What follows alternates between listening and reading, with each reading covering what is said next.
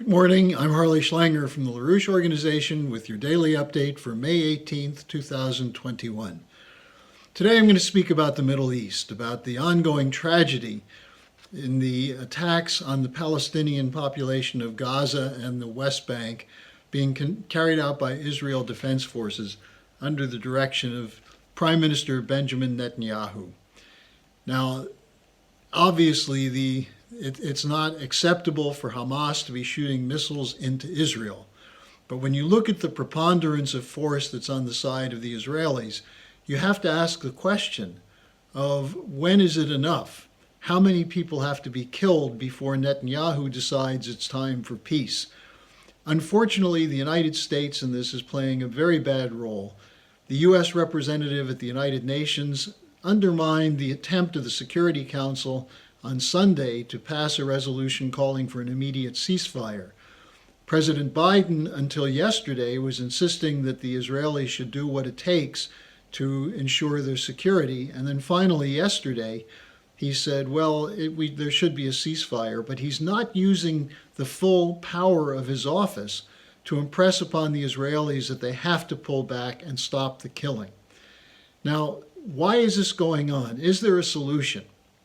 And I want to go back to what happened around Oslo in 1992-93 when a solution was put on the table.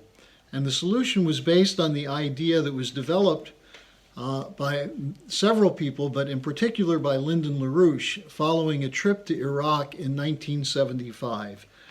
At that point, LaRouche drafted something called the Middle East Peace and Development Plan, which took up three topics: water management, because there's a scarcity of water in the region; transportation, because the area could be a hub for transportation as a connection point between Eurasia, Europe, Asia, and Africa; and third, development of nuclear energy, because the nuclear power not only would be there for electricity needs for consumers, for manufacturing, but also for desalination to help with the water situation. And LaRouche's proposal, which was made to people at the Iraqi Ba'ath Party, was more or less accepted by people in Iraq. And this was circulated internationally, and it was definitely came to the attention of people like Shimon Peres in Israel, and later Yitzhak Rabin.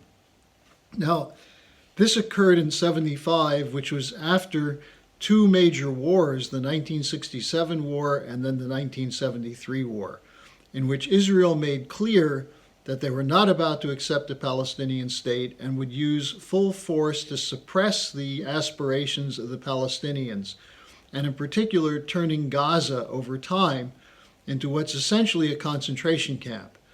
That's why people in Gaza are without hope. That's why they're shooting off missiles. They lack running water part of the day. They lack electricity. They don't have adequate jobs, housing, food. And now that's being worsened by the attacks from Israel. Now, what happened over time is that the Israeli occupation forces became more brutal. And this led to the so-called Intifada, which at that time, Yitzhak Rabin, who was the head of the Israel Defense Forces in the late 1980s, was called on to suppress the Intifada. And it was during that moment that he realized that he could not, in good conscience, order Israelis to kill Palestinians or break their bones to prevent them from achieving their aspirations. And Rabin, in July 1992, after he was elected prime minister, made a speech in the Knesset. And he made the following simple point: security is not a tank, an aircraft, a missile ship. Security is also a man's education, housing, schools, the street and neighborhood, the society in which he grew up. And security is also that man's hope. That's what Rabin said to the Knesset. And shortly afterwards, there was the fruition of the Oslo negotiations with the signing of an agreement at the White House on September 13, 1993. Now, at that time, Rabin was under attack from the right wing in Israel, which accused him of selling out Israel's security by shaking the hand of Arafat, the head of the Palestine Liberation Organization, who they called a thug and a terrorist. And Rabin shrugged that off, and he said that he proclaimed Arafat a partner in peace, and he said, "You make peace with your enemies, not with your friends."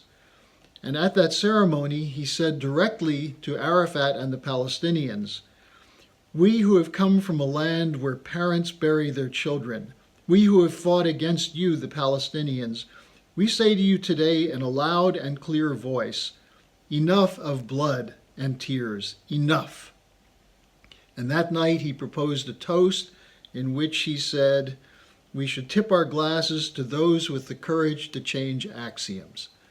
Now, the axioms he was talking about was the idea that you could not have a two-state solution, or you could not have peace between the Israelis and the Palestinians unless it was a peace enforced by brutal military action and security forces. And the Oslo Accord included economic protocols which called for the building of an industrial zone in Palestine, which called for water sharing, which called for development of power systems. It was an overall point that you could not have peace without economic security for the Palestinians. Now, this is exactly what Lyndon LaRouche had said in his 1975 paper. And in 1995, in a speech in Moscow, he said the following about it. And he was also talking about the fact that many in Israel had come to accept his approach. He said, "What I proposed, and I had ready acceptance from certain circles in Israel and among some Palestinians and other Arabs, was the following thesis. I stated that the efforts to find a political solution to the Middle East conflict would not succeed under any circumstances because we had extreme bitterness which could not be settled at the political bargaining table. Before we could have a political solution," LaRouche said, "we had to have an economic self-interest by both parties in the political solution." And he said what's necessary is to immediately move the earth along the lines of the economic annex to the Oslo Accord to create the basis for the Palestinians to have hope for the future, and in that context provide security for the Israelis. And he said that it's important to have an education in ideas, that is, the ability to change with axioms that don't work. And he said, "The cruelest thing I've seen on this planet is to see a human being and looking into their eyes, expecting to find humanity reflected there, to find a person instead who has been bestialized." He said, "I'm sure all of us who were adults in the 1960s or who were growing up in that period would think about justice for the developing nations and providing them access to technology to solve their problems.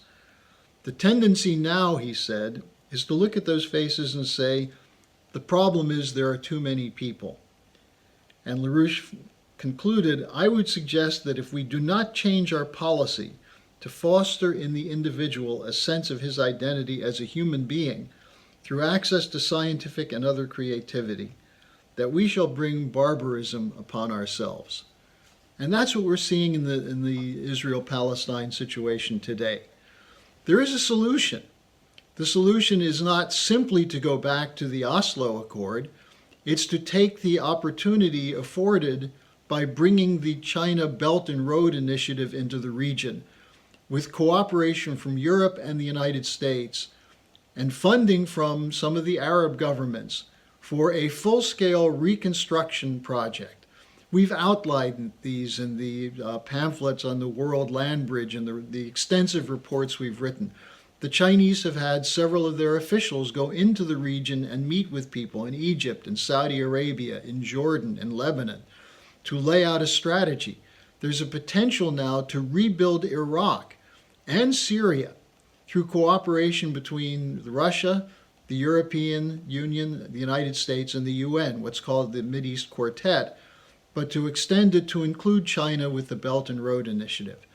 This is the way to establish peace, peace through development.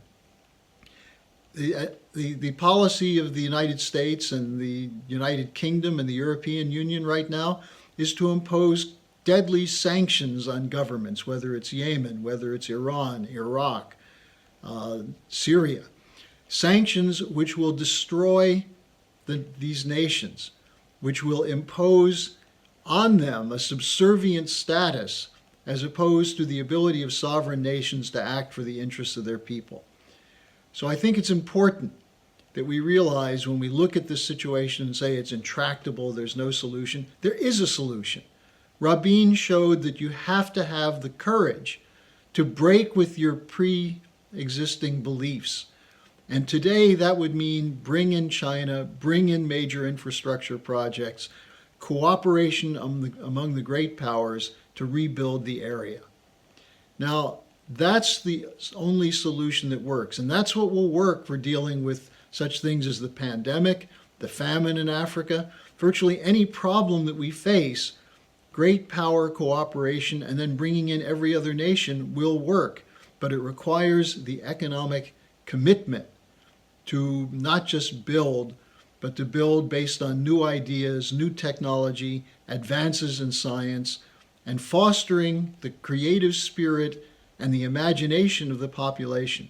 And one example of this is the young people in the United Arab Emirates who are committed to their Mars project. That's where the future lies. Give the children of Palestine a future, not just in building up their region and connecting it with the rest of the world, but with an opportunity to explore space, to green the deserts, to cure disease. That's how you solve these problems. That's the Lyndon LaRouche approach to economic development. We don't need a great reset. We need a rethinking of the axioms. And that's how you solve the problem in the Middle East. So thanks for joining me today, and I'll be back again tomorrow.